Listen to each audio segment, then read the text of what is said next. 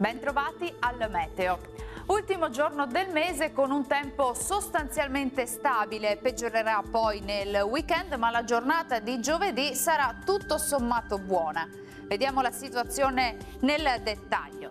Sul Veneto il cielo risulterà molto nuvoloso e grigio, non si esclude anche qualche piovasco sul Rodigino al mattino, altrove sarà asciutto e sarà possibile anche nel pomeriggio qualche schiarita soleggiata.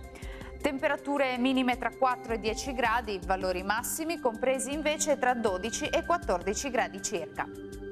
Più sole sul Friuli Venezia Giulia, il cielo si presenterà al massimo con qualche innocuo annuvolamento ma senza ulteriori conseguenze.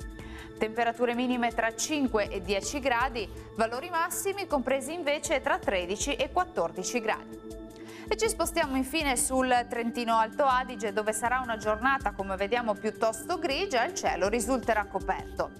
Temperature minime sui 10 gradi, massime tra 14 e 15 gradi circa. Dal meteo per ora è tutto, buon proseguimento in compagnia di Antenna 3. Arrivederci.